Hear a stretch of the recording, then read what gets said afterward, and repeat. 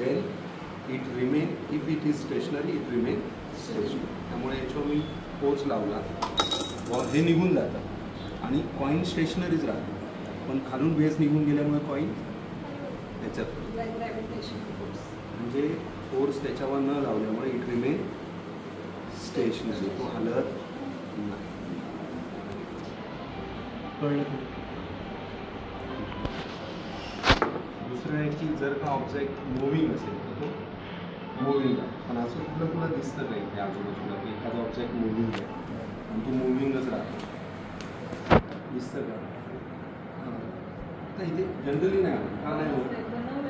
हां, आता एखादा बॉल लागतो ना तो मूव होतो, पण काही वेळाने का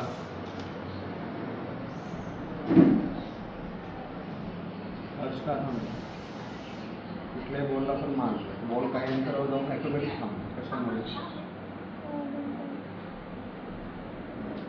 ग्रॅव्हिटी म्हणतो. एक तर ग्रॅव्हिटी असतं, दुसरं म्हणजे फ्रिक्शन असतं. जमिनीबरोबर त्याचं फ्रिक्शन होतं.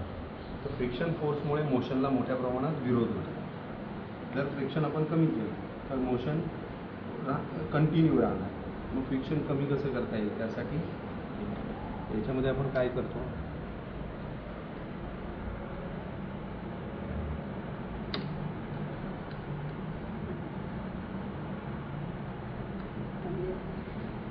खाली आहे का तुला?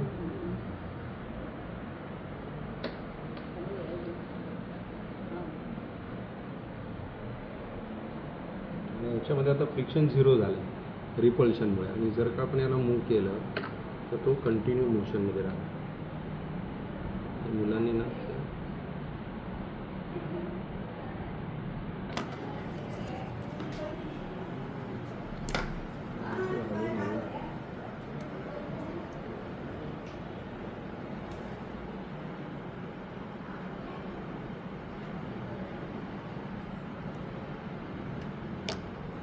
समजलं ना? याचा अर्थ काय? जर आता हे पण काही वेळाने थांबणार, का थांबणार? असं फ्रिक्शन आहेच ना. कुठे आहे फ्रिक्शनचा? हे फिरताना फ्रिक्शन कुठे होतं? बरोबर, हा पॉईंट आणि याचं फ्रिक्शन. तू घाबरू नको, ही प्रेशरच घेतलं आहे. मी काय तुझा टीचर नाही. तर फ्रिक्शन आहेच, प्लस हा जेव्हा फिरतो तेव्हा एअर मॉलिक्यूल बरोबर याचं फ्रिक्शन होत आहे. तेव्हा फ्रिक्शन झिरो नाही, पण फ्रिक्शन कमी केल्यावर ते कंटिन्यू मोशनमध्ये राहतं.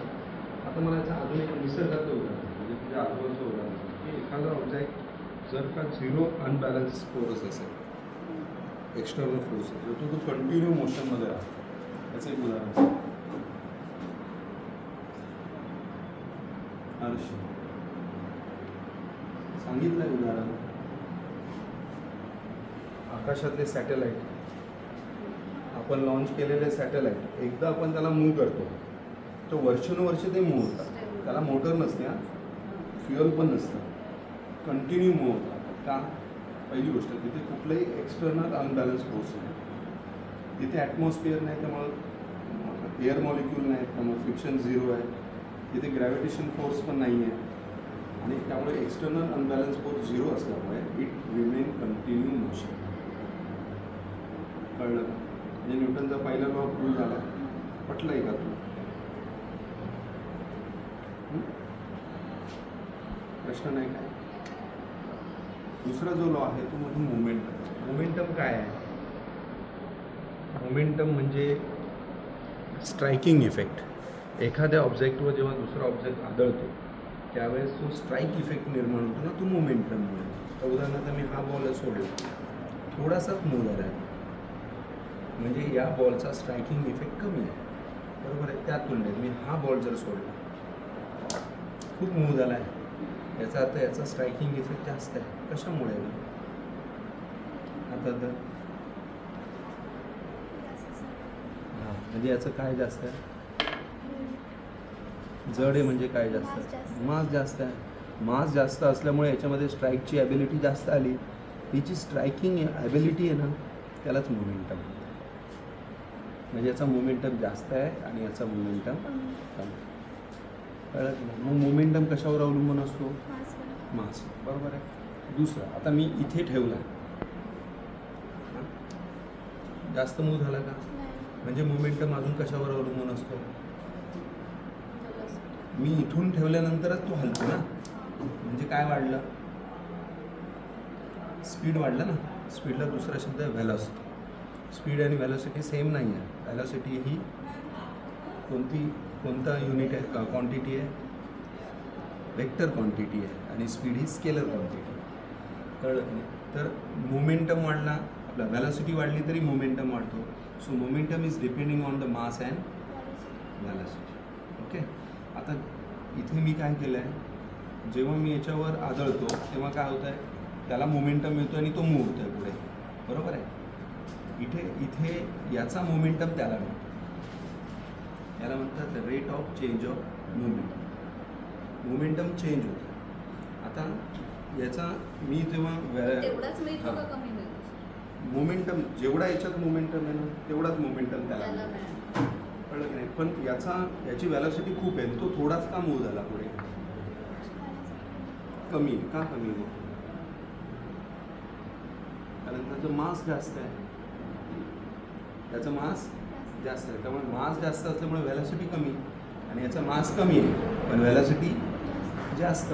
त्यामुळे याची व्हेलॉसिटी जास्त असल्यामुळे त्याची व्हेलॉसिटी कमी आहे, कारण त्याचा मास कमी आहे. कळलं आहे? आता समजा याचं वजन आहे 2 ग्रॅम आणि व्हेलॉसिटी आहे 10. बरोबर आहे. तर किती झालं? 20 झालं मोमेंटम. बरोबर आहे. आणि ते जेव्हा मी याच्यावर आदळलं तेव्हा याची व्हेलॉसिटी 10 आहे का? फक्त 5 आहे. याचं कारण माहिती आहे, याचं मास डबल आहे. समजते ना? मास जास्त असल्यामुळे व्हेलॉसिटी कमी आणि याची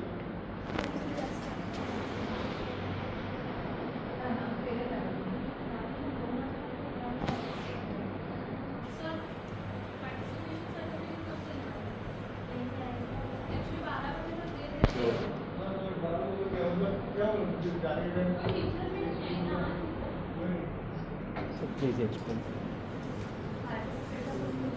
Due to magnetic inductions, production of alternating current, and there is a change in magnetic fields.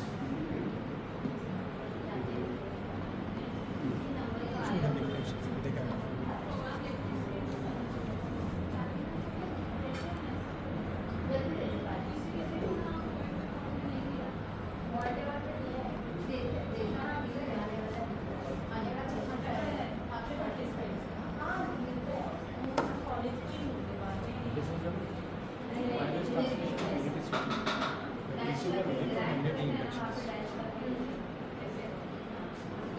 Both the coils. This is not having any electricity.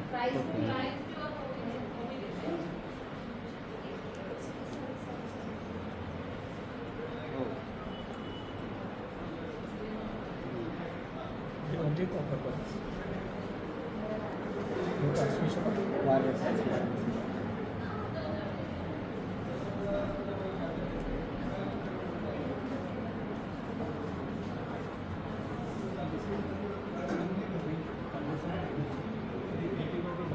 Light to solar and solar to sound.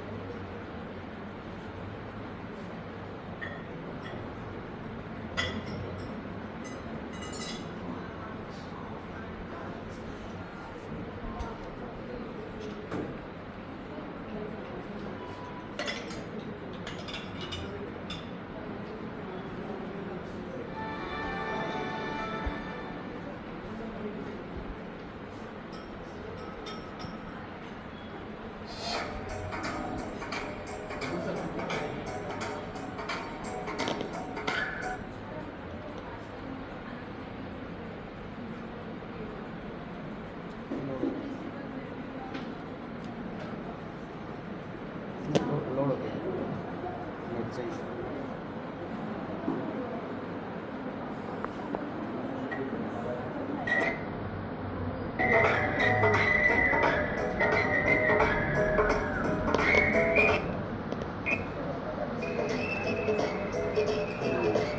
Light to solar, okay solar आहे. अच्छा. Solar to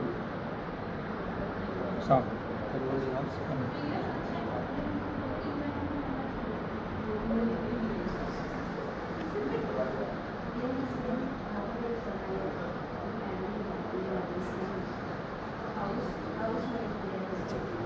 light हाँ, light to solar. Light.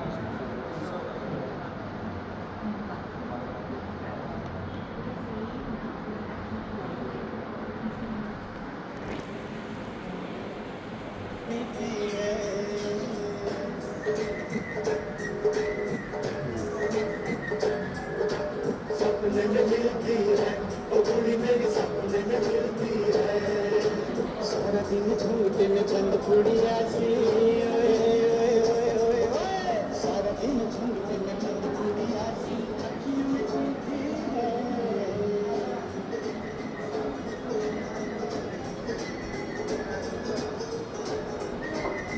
Sir याचा उपयोग कुठं होतो? Sir हे मुलांना आपण हे नाही आता त्या कुठल्याही इन्स्ट्रुमेंटमध्ये वापरतो हे ॲक्च्युली डेटा ट्रान्समिशन म्हणतो ना, कुठलाही डेटा ट्रान्सफर करायला तर आपण data light okay okay. Wiring current वाढली. आपण इंडक्शन मुलांना नाही नहीं आता हे कुठल्या इन्स्ट्रुमेंटमध्ये वापरला जातो. हां मॅडम. हमने ह्यूमन डाइजेस्टिव सिस्टम रखा है, नॉर्मल पुराने फिल्म रील जैसा, जिससे बच्चा स्टेप बाय स्टेप सीख सकता है. जैसे अभी यहाँ स्टार्ट हुआ माउथ से, तो माउथ से वो ईसोफेगस तक जाएगा, फिर ईसोफेगस से फूड जाते जाते नीचे कहाँ जाएगा, फिर वो पहुँचेगा स्टमक, स्टमक से होते हुए स्मॉल इंटेस्टाइन, फिर लार्ज इंटेस्टाइन, ताकि बच्चा स्टेप बाय स्टेप समझे कि फूड कहाँ से कहाँ जा रहा है. ये था फर्स्ट. सेकेंड है हमारे पास एक नॉर्मल मिरर ये 8 सेल ऑर्गेनल्स है. आप इसे कैसे भी फोल्ड करिए, जो आपको फर्स्ट साइड पे दिखेगा आपको उसके बारे में स्ट्रक्चर फंक्शन बताना है. Moving to the next, we are having amino acids. यहाँ पर बहुत सारे नाम लिखे हैं. जैसे स्किन है तो स्किन का कौन सा अमाइनो एसिड है, केराटिन है. वैसे ही बच्चा इसे रोटेट करके हर एक के बारे में सीख सकता है. जैसे अभी यहाँ मसल है तो मसल के लिए कौन सा प्रोटीन चाहिए उसे वो यहाँ पे रोटेट करके सीखना है. Next we are having neuron. Neuron पे बहुत सारे कैप्स लगाए हैं बॉटल के. अब यहाँ पे बच्चों को नाम पढ़ना है. जैसे डेंड्राइट्स है तो डेंड्राइट्स कहाँ पर है, डेंड्राइट का नंबर 1 है, नंबर 1 उसे पिक करना है और उसे वो वहाँ पे लगा देना. उससे ये समझ आएगा बच्चे ने लोकेशन समझा के. थर्ड है काइंड और टाइप ऑफ सेल. जैसे बच्चों को हम A to Z सिखाते हैं, A for apple, B for ball, वैसे सेल से रिलेटेड. A stands for animal cell, B stands for bacillus, वैसे आप सिखा सकते हैं. उसके बाद 30 डेज 30 फैक्ट्स. बच्चा हर दिन एक फैक्ट्स पढ़ सकता है, याद रख सकता है. 2-3 बार वो देखेगा तो उसको याद हो जाएगा. Date wise like calendar. yes, it is like a calendar. 30 days. Moving to the next, we are having one mystery box. You can pick any one of your choice. खरं sir. Orange color. So you have to pick any orange color. And after that, there is one question. You have to answer that question.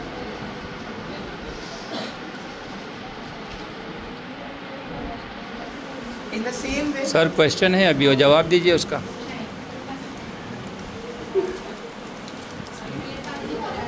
In the same way, we are having crosswords. आप बोलो, मैं science teacher नहीं हूँ. In the same way, we are having crosswords. The functions are written over there. Functions के cell organelles के starting letters लिखे हैं. आपको उसके हिसाब से उसका आंसर बताना है कि वो क्या है. After this there is a game of board. Normal आप डाइस के साथ खेल सकते हैं. आपको आगे आगे 1-1 स्टेप जाना है. आप जैसे ही 1 स्टेप आगे जाएंगे आपको यहाँ से कार्ड पिक करना है. कार्ड पर अगेन क्वेश्चन है, क्वेश्चन का answer. Next we are having the still model of heart. जहाँ पर हार्ट के रिलेटेड आप कोई भी एक ऑर्गेनल्स बता सकते हैं कहाँ पर क्या कैसे जा रहा है, different parts of the heart. नमस्कार, मी रुपेश मांडवेकर, पुणे विद्यार्थीगृह विद्याभवन हायस्कूल घाटकोपर या शाळेचा शिक्षक आहे. मी हवेचा दाब ही संकल्पना स्पष्ट करण्यासाठी खेळातून विज्ञान समजावं मुलांना यासाठी दैनंदिन जीवनातल्या वस्तूंपासून साहित्य तयार केलेलं आहे. तर यामध्ये सगळ्यात पहिलं रंगीत पाण्याचे कारंजे आहे. याच्यामध्ये आपण मुलांना हवेचा दाब कसा प्रयुक्त होतो आणि त्याचे काय परिणाम होतात हे समजावून सांगण्यासाठी आपण एक सिरिंजची बॉटल घेतलेली आहे. त्याच्यात एक रिफिल टाकलेली आहे आणि रिफिलचा वरचा बॉल जो असतो पॉईंट तो काढलेला आहे. या सिरिंजच्या साह्याने आपण ह्याच्यामध्ये हवा भरणार आहोत आणि काय होतं हे मुलं निरीक्षण करणार आहेत आणि त्यानंतर आपण त्यांना त्यामागचं कारण सांगणार आहोत किंवा मुलं आपल्याला सांगतील आणि आपण ते दुरुस्त करणार आहोत.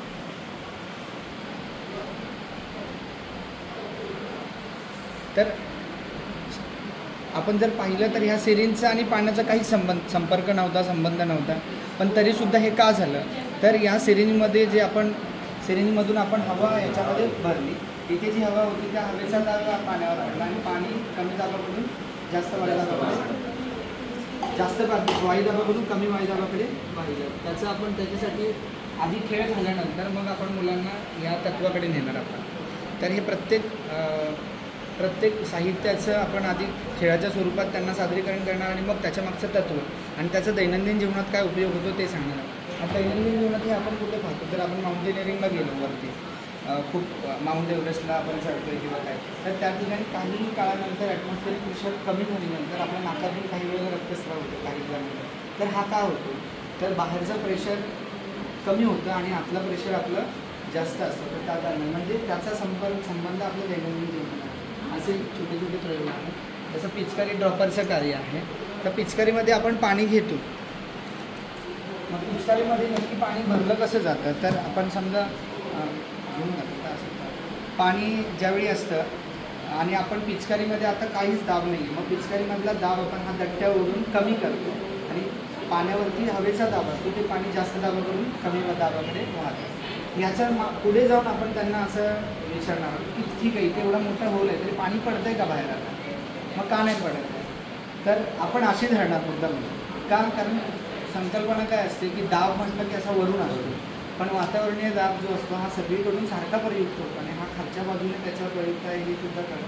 त्याच्यामुळे याच्यामध्ये आपल्याला ही संकल्पना स्पष्ट होते की सर्व दाब हा सर्व बाजूने सारखाच असतो. तसं आपण अजून एक खेळ मुलांसाठी हे केलेलं आहे. 2 बाटल्या आहेत आणि त्याच्यामध्ये फुगे लावलेले आहेत. सगळं दिसायला सारखं आहे. सगळ्यात 2 विद्यार्थ्यांना आपण केला आणि दोन्ही विद्यार्थी फुगवण्याचा प्रयत्न केला. तर याच्यापैकी आता मीच करतो. हा फुगा फुगला आणि ही बाटली ज्याच्याकडे असेल तो पण प्रयत्न करेल. तर हा फुगा फुगत नाही. मग मुलं विचार करतील की काय नाही होत आहे का नाही, मग ते प्रयत्न करतील त्याच्यामागचं कारण शोधण्याचा आणि नंतर त्यांना नाहीच कळालं तर आपण सांगायला की ह्याला आपण एक छिद्र केलेलं आहे, ते दिसणार नाही त्यांना किंवा ते अशा ठिकाणी केलं की ते कळत नाही या होल्सच्या ह्याच्यात, म्हणून मुद्दामून अशी बाटली केली. मग इथे काय झालं, हवा जागा लागते हे एक तत्व आहे. त्याच्यानंतर हवा जास्त दाबाच्या भागाकडून मग इथे जास्त दाबाकडून इकडची जी हवा होती ती बाहेर पडायला इकडे जागा होती, पण इथे ऑलरेडी हवा आहे. तर ही हवा बाहेर पडायला जागा नाही, त्यामुळे आपण एक्स्ट्रा हवा त्याच्यात भरू शकत नाही. म्हणजे हवा जागा व्यापली आणि हवा जास्त दाबाकडून कमी दाबाकडे बाहेर आली. हा एक खेळ म्हणजे खेळातून परत तत्व सांगणार. याच्यानंतर एक नवीन हे आहे की पाण्याचं उत्कलनांक बदलणं. पाण्याचा उत्कलनांक 100 डिग्री सेल्सिअस असतो असं आपण म्हणतो, पण कमी तापमानाला पण पाणी उकळतं आणि त्याच्यामध्ये पण वातावरणीय दाबाची मोठी भूमिका असते की जर आपण पाण्याचा दाब कमी केला तर पाण्याचं उत्कलनांक कमी होतं. याच्यासाठी मेणबत्तीवर छोटंसं आपण थोडंसं पाणी घेऊन ते थोडंसं गरम केलं म्हणजे एकदम नॉर्मल आणि ते जर आपण सिरिंजमध्ये घेतलं, सिरिंजमध्ये आपण ते पाणी घ्यायचं आणि फक्त ना याचा दाब मेंटेन ठेवायचा खाली बंद करून आणि वरचा पिस्टन ओढला की हे पाणी उकळतं. आणि हे आता ह्याचं आपल्या दैनंदिन जीवनात हे कुठे पाहतो आपण की जर आपण उत्तराखंडसारख्या भागात गेलो वरती तर पदार्थ लवकर शिजत नाही, कारण शिजण्याआधीच पाण्याची वाफ होते. म्हणजे त्यात बॉइलिंग पॉईंट लवकर येतो. याच्या उलट प्रेशर कुकरमध्ये वापरलं जातं. असं आहे.